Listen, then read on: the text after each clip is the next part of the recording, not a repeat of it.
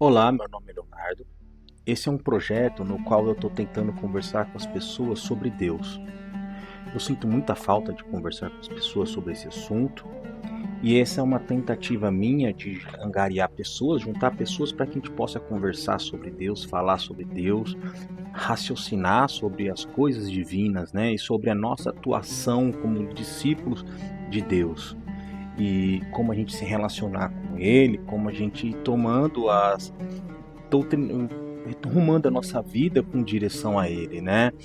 Eu logo de começo eu já quero deixar muito bem claro que eu não estou querendo me posicionar como alguém superior, alguém mais elevado. Eu, como vocês podem ver, eu vou gaguejar, eu não tenho a melhor retórica do mundo, não tenho o melhor vocabulário do mundo, não tenho o melhor conhecimento de todos, mas eu tô aqui tentando, né? Eu tenho sentido no meu coração há muito tempo a vontade de tentar fazer isso e de começar, mas uma hora eu tenho que começar. Eu não me sinto seguro em fazê-lo, mas eu vou fazer mesmo de forma insegura. Eu vou iniciar isso para tentar a gente juntar a gente conversar, quem sabe se juntar para orar, né? A gente fazer alguma coisa. Eu não tô tentando converter ninguém a nada, a fazer nada, mas eu simplesmente quero angariar pessoas para a gente fazer coisas de Deus.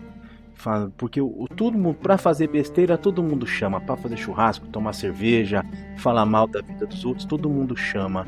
Mas e pra falar de Deus? E pra fazer coisas de Deus? E pra fazer ações que agradem ao divino? Quem chama? Puta pouca gente, né? Então, esse é o meu convite. E eu, assim, o meu raciocínio aqui, eu quero já começar sobre humildade usando um texto do Cortella. Eu vou botar um recorte aqui do áudio dele, que é melhor ele falando propriamente do que eu, né? Ler o texto dele, porque é muito melhor a leitura dele. Que ele falando sobre humildade. Quando alguém fala para ele, você sabe com quem você está falando? Aí ele usa esse texto. Eu acho um texto maravilhoso. Eu vou botar ele aqui para vocês. Quando o texto acabar, eu já volto. Mas Mas vamos lá, você vamos. sabe que nós estamos num universo que tem 200 bilhões de galáxias. Uma dessas galáxias é a nossa, que é a Via Láctea. E a Via Láctea tem por volta de 100 bilhões de estrelas. Uma dessas estrelas é o Sol, que é uma estrela anã, que é o nosso. Em volta dele, o Sol, que é o nosso Sol, tem 9 planetinhas, né, talvez 8, porque estão tirando um pouco Plutão do circuito. Um deles é a Terra. A Terra é um planetinha que gira em torno de uma estrelinha, que é outras 100 bilhões de estrelas, compondo uma única galáxia, entre outras 200 bilhões de galáxias. Nesse planetinha tem uma coisa chamada vida. A ciência calcula que haja mais de 3 milhões de espécies diferentes de vida. Uma delas é a humana, é o Homo sapiens. Nossa espécie é uma espécie, entre outras 3 milhões de espécies já classificadas, que vive num planetinha que gira em torno de uma estrelinha, que é uma entre 100 bilhões de estrelas, compondo uma única galáxia, entre outras 200 bilhões de galáxias, num dos universos possíveis. Essa espécie tem, em 2011, 6 bilhões e 950 milhões de habitantes. Um deles é você. Quem é você? Quem sou eu?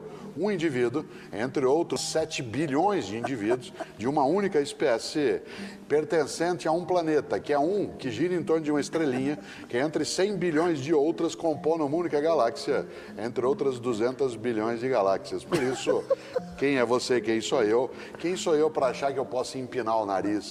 Quem sou eu para achar que o único jeito de ser humano é como eu sou? Quem sou eu para desprezar outra pessoa? Por isso, ninguém me pergunta.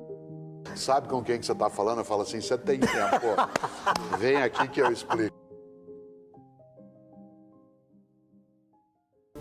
É um texto fenomenal. É um texto maravilhoso esse dele, que ele fala sobre as pessoas, o que elas acham que elas são, né? Quando alguém tem um pouco mais de recurso, tem uma situação financeira mais favorecida, ela olha os outros com desdém. Nós tendemos a querer nos diferenciar, seja por conta de cor de pele, status social, religião,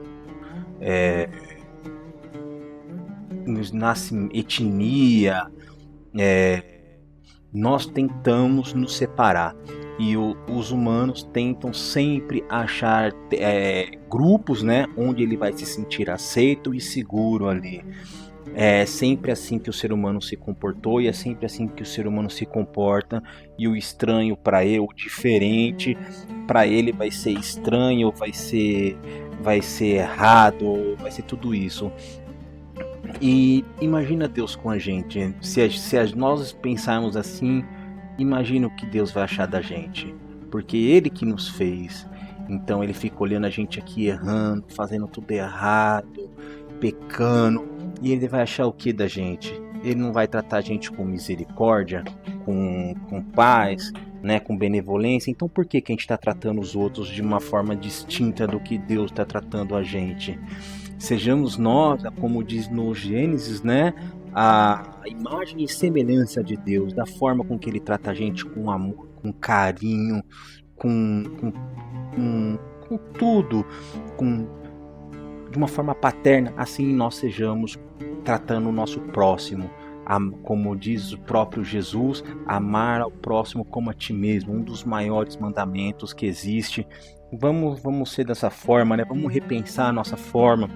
Quando a gente olha para uma pessoa e fala, eu não gostei dela, vamos repensar, será que o problema não está na gente, né?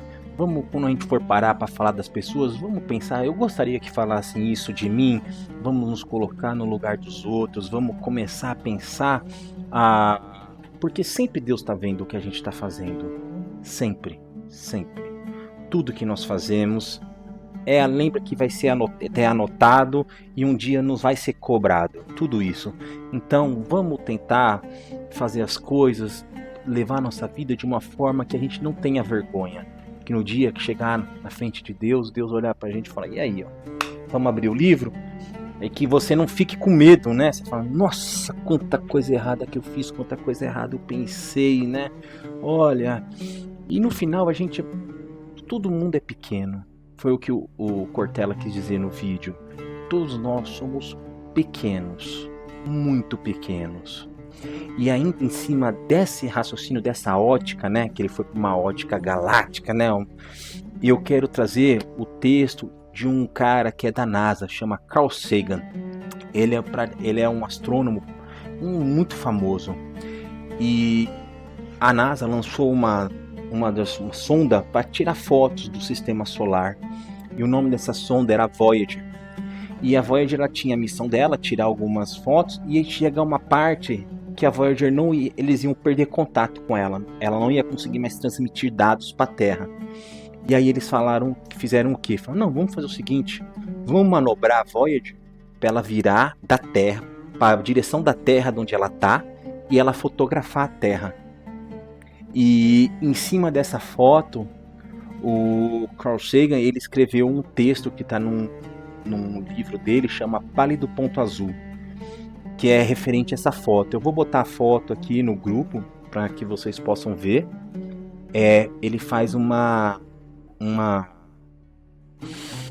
ele escreve um texto magnífico sobre nós e como nós nos comportamos em relação ao universo e como nós não temos noção da nossa pequenez em relação a todo o universo que Deus criou, né? Nós temos que entender que nós somos pequenos e frente a toda a criação. E vocês vê o texto, ouve o texto aqui que vai estar narrado pelo Guilherme Briggs. Eu não tenho como disputar com a voz do Guilherme Briggs, desculpa, eu não tenho. Aí eu vou botar aqui a narração a leitura dele do texto, porque a voz dele é infinitas vezes mais bonita que a minha. Ele tem um tom muito mais gostoso, mais bonito de falar do que eu. E eu vou botar ele aqui para falar o texto aqui para vocês. E quando ele terminar, eu volto de novo para a gente continuar conversando.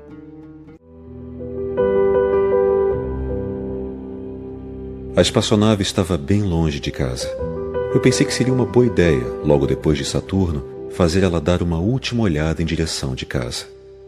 De Saturno, a Terra pareceria muito pequena para a Voyager apanhar qualquer detalhe. Nosso planeta seria apenas um ponto de luz, um pixel solitário dificilmente distinguível de muitos outros pontos de luz que a Voyager avistaria. Planetas vizinhos, sóis distantes. Mas justamente por causa dessa imprecisão de nosso mundo assim revelado, valeria a pena ter tal fotografia. Já havia sido bem entendido por cientistas e filósofos da antiguidade clássica que a Terra era um mero ponto de luz em um vasto cosmos circundante, mas ninguém jamais a tinha visto assim. Aqui estava a nossa primeira chance, e talvez a nossa última nas próximas décadas. Então aqui está, um mosaico quadriculado estendido em cima dos planetas e um fundo pontilhado de estrelas distantes.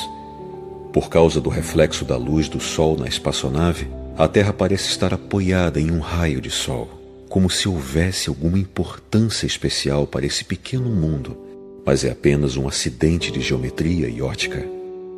Não há nenhum sinal de humanos nessa foto, nem nossas modificações da superfície da Terra, nem nossas máquinas, nem nós mesmos. Desse ponto de vista, nossa obsessão com o nacionalismo não aparece em evidência. Nós somos muito pequenos. Na escala dos mundos, humanos são irrelevantes, uma fina película de vida num obscuro e solitário torrão de rocha e metal. Considere novamente esse ponto. É aqui, é nosso lar, somos nós. Nele, todos que você ama, todos que você conhece, todo ser humano que já existiu, todos de quem você já ouviu falar, viveram suas vidas. A totalidade de nossas alegrias e sofrimentos, milhares de religiões, ideologias e doutrinas econômicas, cada caçador e saqueador, cada herói e covarde, cada criador e destruidor da civilização, cada rei e plebeu, cada casal apaixonado, cada mãe e pai, cada criança esperançosa, inventores e exploradores, cada educador, cada político corrupto, cada superstar, cada líder supremo, cada santo e pecador na história da nossa espécie viveu ali, em um grão de poeira suspenso, em um raio de sol. A Terra é um palco muito pequeno em uma imensa arena cósmica. Pense nas infindáveis crueldades infligidas pelos habitantes de um canto desse pixel nos quase imperceptíveis habitantes de um outro canto. O quão frequentemente seus mal-entendidos, o quanto sua ânsia por se matarem e o quão fervorosamente eles se odeiam. Pense nos rios de sangue derramados por todos aqueles generais e imperadores para que, em sua glória e triunfo, eles pudessem se tornar os mestres momentâneos de uma fração de um ponto. Nossas atitudes, nossa imaginária autoimportância, a ilusão de que temos uma posição privilegiada no universo, é desafiada por esse pálido ponto de luz. Nosso planeta é um espécime solitário na grande e envolvente escuridão cósmica. Na nossa obscuridade, em toda essa vastidão, não há nenhum indício que a ajuda possa vir de outro lugar para nos salvar de nós mesmos. A Terra é o único mundo conhecido até hoje que alberga a vida. Não há outro, pelo menos no futuro próximo, onde a nossa espécie possa emigrar. Visitar pode, assentar-se ainda não. Gostando ou não, por enquanto, a Terra é onde temos de ficar. Tem-se falado da astronomia como uma experiência criadora de firmeza e humildade. Não há, talvez, melhor demonstração das tolas e vãs soberbas humanas do que esta distante imagem do nosso miúdo mundo. Para mim, acentua a nossa responsabilidade para nos portar mais amavelmente uns para com os outros e para protegermos e acarinharmos o pálido ponto azul, o único lar que nós conhecemos.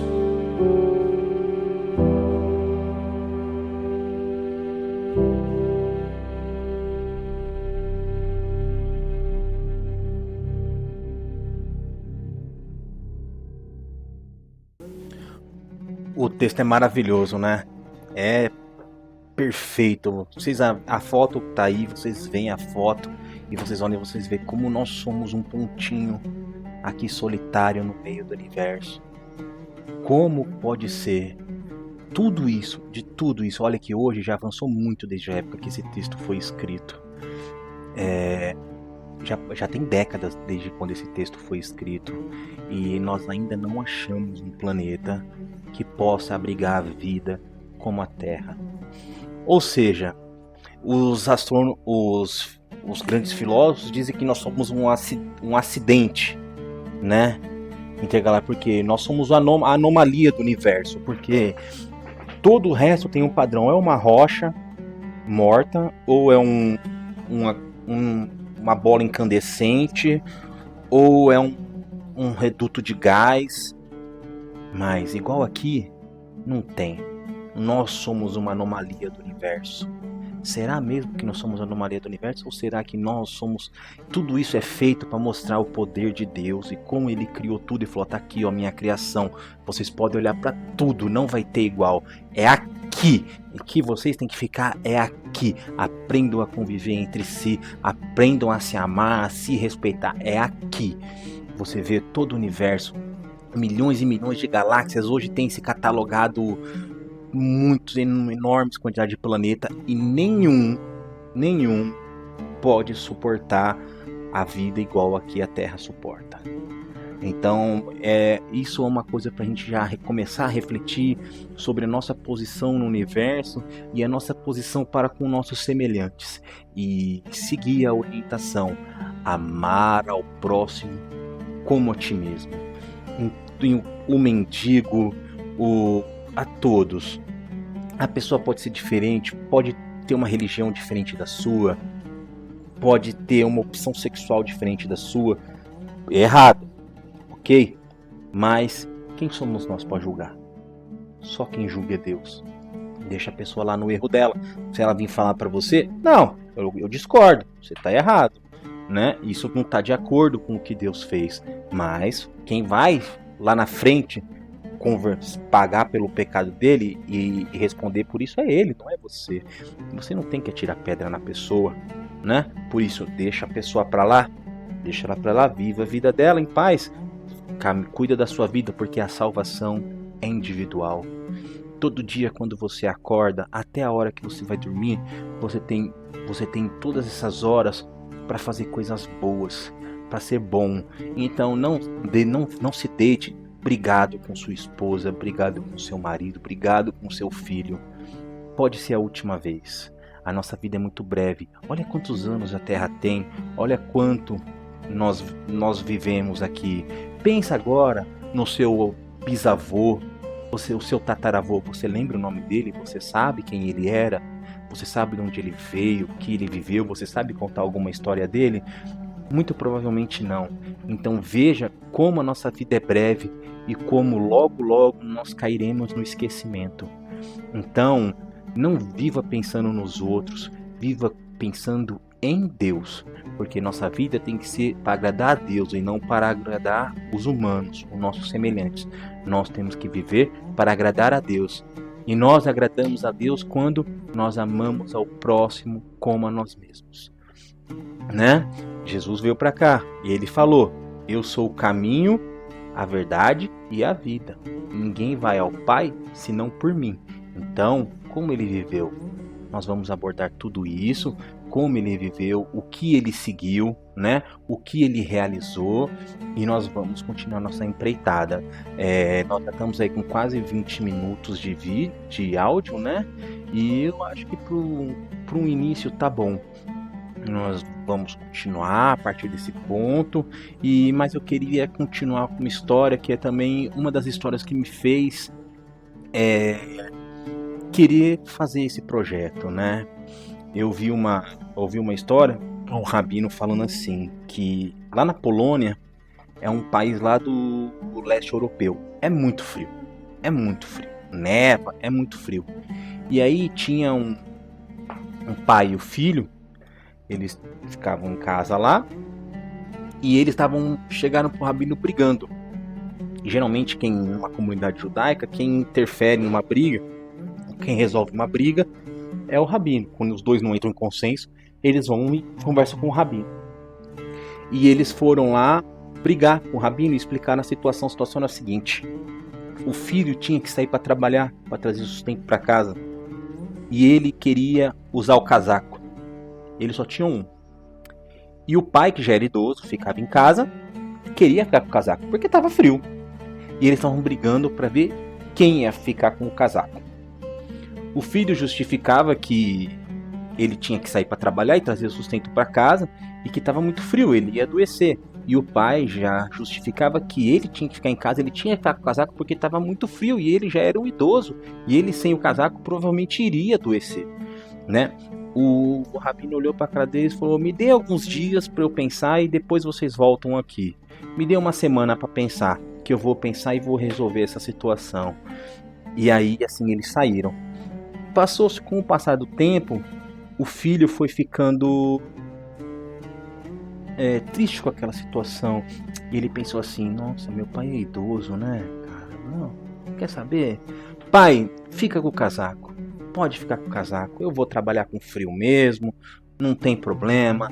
O senhor já trabalhou a vida inteira para me sustentar. É justo que o senhor tenha esse conforto aqui em casa. Pode ficar com o casaco. Aí o pai olhou pro filho falando aquilo para ele. O pai falou: não, filho. Perdão pelo que eu te fiz. Quem tem que ficar com o casaco é você, porque eu posso ficar aqui do lado da lareira, ficar com cobertor. Você não, você vai estar lá na rua trabalhando, né, exposto ao frio. Eu não vou me sentir bem sabendo que você está passando frio, fica. E aí eles começaram a brigar pelo contrário, porque quem ia ficar com o casaco, o pai ou o filho? E aí eles falaram assim: não, vamos lá pro rabino, que o rabino vai decidir quem a gente vai ficar com o casaco. E eles chegaram lá e exporam a situação aqui que eu falei. Aí o rabino pegou e falou: já sei como vou resolver essa situação. Ele abriu o armário e deu o casaco, mais um casaco pra eles. Falou: pronto, agora vocês têm 2 casacos. Não precisa mais brigar por casaco, os 2 têm casaco. Não precisa brigar mais. Aí o filho olhou: mas rabino, se você tinha um casaco aí sobrando, por que você não fez da primeira vez? Aí ele pegou e falou assim: da primeira vez vocês estavam brigando por ver quem queria ficar com as coisas. Vocês estavam brigando para ver quem queria ter. É meu. E eu falei: não, meu casaco é meu, não vou dar para ninguém. E agora vocês estão brigando para ver quem vai ficar com o casaco. É um ato de amor, vocês estão querendo doar. E eu me senti de coração que eu devia dar. E é assim que Deus também se comporta na nossa vida. Quanto mais a gente se comporta com amor com o próximo, dando amor, dando compreensão, dando boas palavras, bons pensamentos, né? Agindo de boa forma, assim também Deus faz na nossa vida. Conforme nós trabalhamos, nos doando, Deus também se doa para nós, né? É assim que tudo se faz. Eu acho que com essa história a gente pode terminar esse nosso encontro aqui. E se você ouviu até aqui, eu fico... Nossa, vou dar pulo de bater a cabeça no teto de alegria. Eu fico muito feliz por você estar até aqui, até agora comigo. Muito, muito, muito obrigado. Fica com Deus, onde você estiver. Que você tenha um bom dia, uma boa tarde, uma boa noite, uma semana iluminada. Muito obrigado. Até mais. Tchau.